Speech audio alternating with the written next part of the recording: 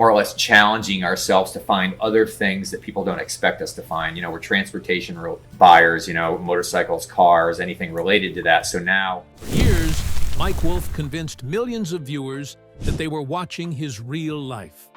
On American Pickers, he came across as calm and completely devoted to preserving forgotten pieces of American history. But behind the cameras, an entirely different story about betrayal and loss was unfolding, triggering questions that fans are still trying to answer today. The strange part was not that these things happened. It was how little anyone watching the show seemed to know while they were happening.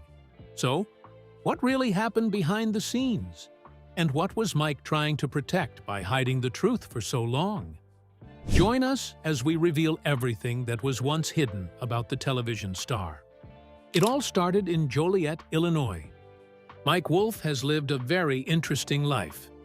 Even though many problems and publicity came much later, after he created American Pickers, his early life is still filled with many great stories. After all, if not for the rebellious decisions he made in his early life, he might have just become a real estate developer. When he was young, his family moved to Bettendorf, Iowa, where he grew up with his siblings, Beth and Robbie. His mother, Rita, raised them alone, working hard to support the family. They didn't always have enough to get by, but Mike never let that hold him back. Perhaps as a result of the financial hardships they faced, he developed a keen eye for opportunities, especially in the most unexpected places. To avoid bullies on his way to and from school, he would take a different route each day, moving through so many alleys and backyards. That's where he first noticed an item that would change his life forever. It was something the owner had ignored and thrown away in the trash. At just 6 years old, his eyes lit up as he spotted a banana seat bicycle lying in the overgrown weeds behind a neighbor's house.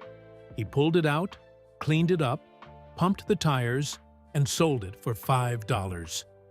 Making money at that age from nowhere birthed a different kind of thrill and hunger in him that his age mates were strangers to. As he got older, he spent more time searching for old bicycles, furniture, and antiques. While other kids were playing sports or watching TV, he was dragging rusty bikes and broken-down chairs home, determined to fix them up. His mother saw the passion and determination now in her son, and as a gift, she let him use the family garage as a workshop. His love for bicycles even led him to open a bike shop before shifting his focus entirely to antiques.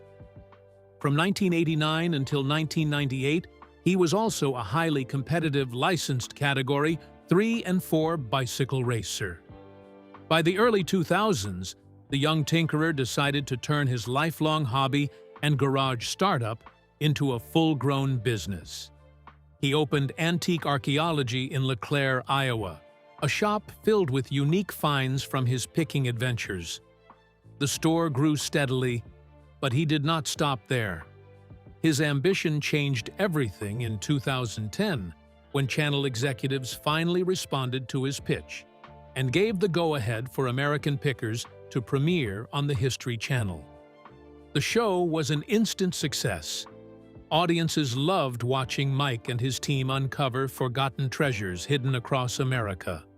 The finds, the stories behind them, the uniqueness of the craftsmanship, and the people who once owned them. The way the show presented all this information made it very popular over time. As American Pickers gained popularity, antique archaeology obviously expanded. Ambition pushed Mike to the Nashville skyline, where he transformed a century-old car plant into a second antique empire. The decision was so good that it eventually became a mainstay, with history lovers around the world coming just to connect with the past, even when the show was not on air. At the foundation of antique archaeology's fame, there was a partnership that was slowly rotting from the inside. It involved two friends, and one was already fed up. But why? Boycott allegations from a friend. It is beyond doubt that a large part of the show's success came from Mike's partnership with Frank Fritz. The two had known each other since middle school, bonding over their shared love for antiques. They both grew up without fathers, and they found common ground in the thrill of hunting for gems. When American Pickers was created, Frank was the natural choice for a co-host. His easygoing personality and love for quirky collectibles added a layer of humor and warmth to the show. Their chemistry made the show feel authentic. To fans, it wasn't the usual scripted drama where actors engage in forced interactions for drama. It was just a show about two longtime friends doing what they loved, and audiences connected with that. But this connection only lasted for a while before a set of bad things started happening to Frank Fritz. At the beginning of his woes, tensions led to Frank's departure. His role in shaping the show's early success was undeniable, but according to the producers, he just wasn't a fit for their vision of reality TV anymore. Without waiting for a debate from the star, they began reducing his screen time, and as a result, the partnership that helped make the show a hit began to fall apart bit by bit. It first started in 2020. In that year, he stopped appearing on the show. At first, there was no explanation. Fans hoped he would return, but months passed, and he never did. In July 2021, Mike, who was still a mainstay on the show, announced on Instagram that Frank was officially out. He called their journey one filled with ups and downs and said he would be missed. Frank was left shocked by what he was seeing. He saw the wording as an insult and wondered why Mike would even dismiss him that way. He just couldn't believe a single word of it. In an interview, Frank revealed that he and his ex-co-star hadn't spoken in 2 years. Even after Frank underwent a major back surgery in 2020, he stated that Mike never bothered to check in on him. He felt abandoned by someone he had known for over 40 years. There was more to the feud than Mike's nonchalance. Frank also believed the show had become completely focused on Mike and had purposely reduced his screen time to accommodate Mike. He compared their dynamic to that of a band, where Mike was always the frontman, singer, and guitarist, while he played backup. Amidst all these problems, he was still trying to find a way back into the TV, but health problems made things even worse. Frank had battled Crohn's disease for years, a condition that left him weak and often in pain. In 2020, after he had back surgery, he became bedridden. During that time, he became addicted to painkillers. The network had strict rules about drug use, and Frank reportedly failed mandatory screenings. This gave them another reason to keep him off the show. Still, Frank insisted he wasn't ready to quit, and that, even though he was willing to go through therapy, Mike and the channel had made secret decisions to fire him. Frank claimed they had pushed him aside in favor of Mike's brother, Wolfe, who had started appearing more on American Pickers in his place. Mike, on the other hand, said he had tried to support his friend and had even encouraged him to get help. He called the falling out painful and compared it to losing a brother, but said there was nothing he could do. By mid-2021, the History Channel officially confirmed Frank Fritz's departure. Fans were upset. They had watched him and the other cast members travel across America for over 300 episodes since the show's debut in 2010.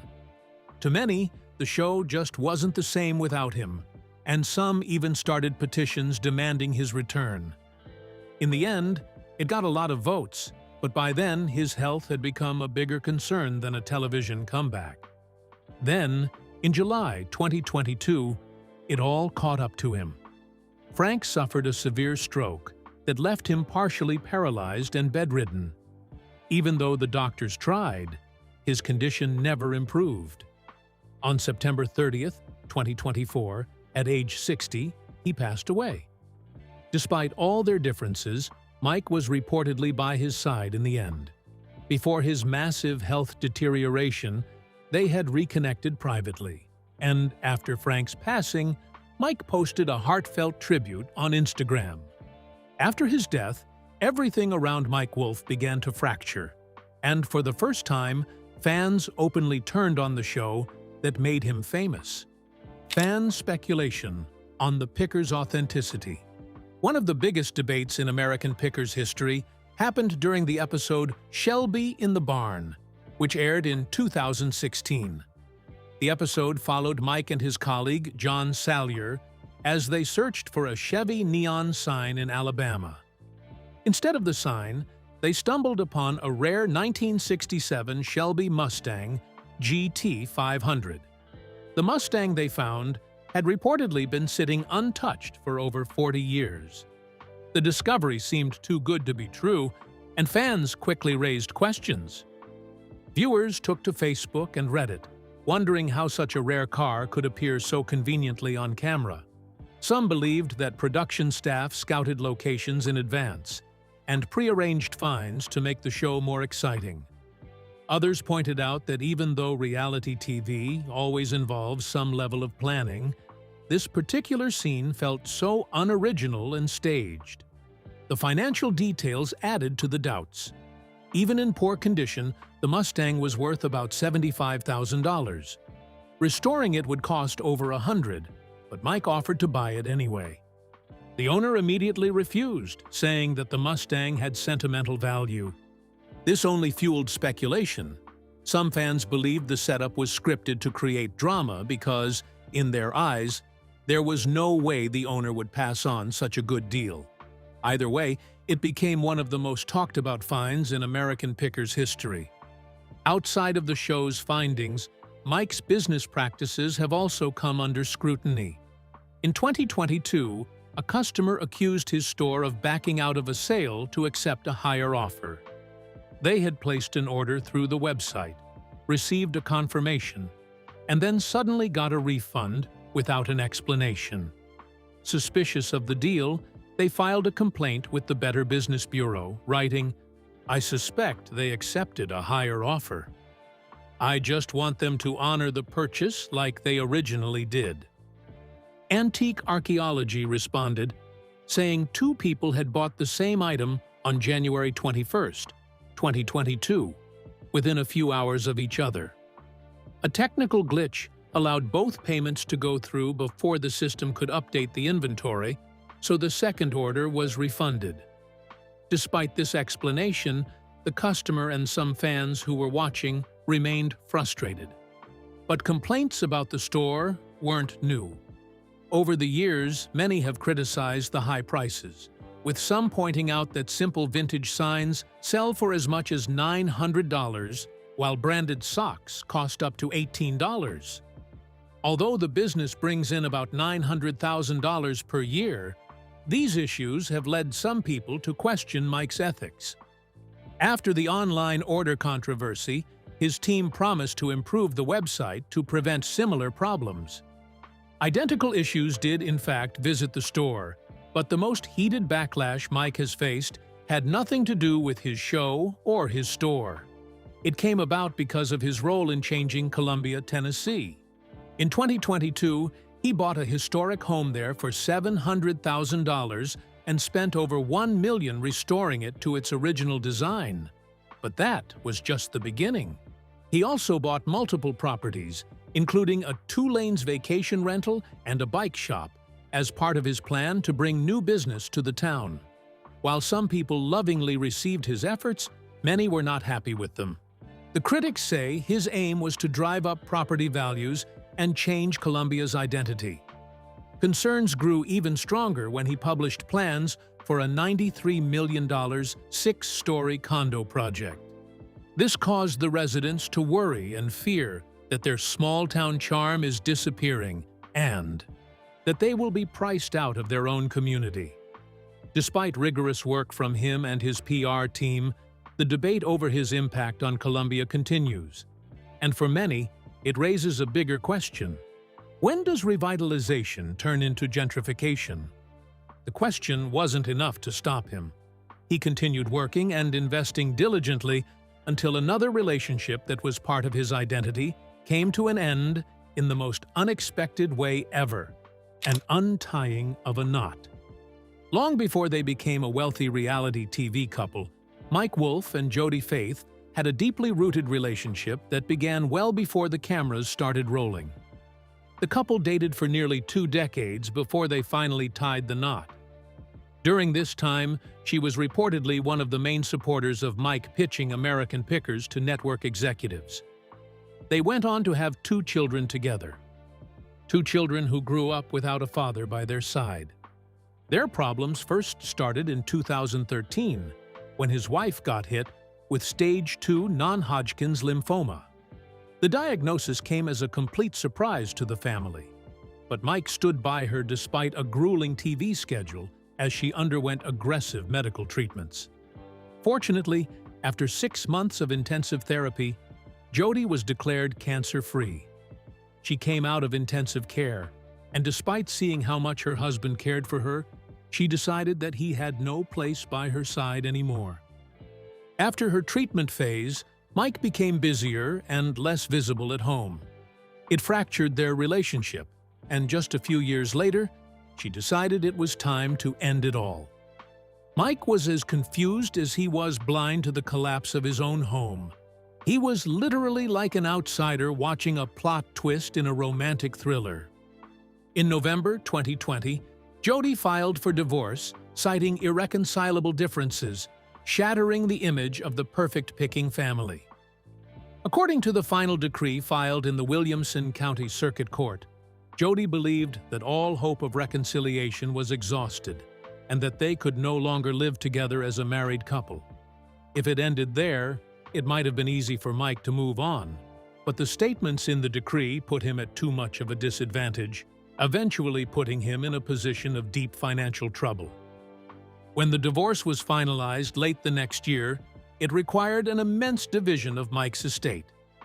He was ordered to pay her a lump sum exceeding $5 million and participate in a massive recurring payout on 40% of Mike's post-tax royalties through the first 10 seasons of American Pickers until December 31st, 2026. She was also awarded primary residential custody of their children, with Mike also being made to pay $2,100 a month in child support. Regardless of all he had lost, and in a bid to prove how resilient he was, he tried to pick himself back up. But fate had other plans, and he almost lost it all, including his life. A set of final nails on the coffin.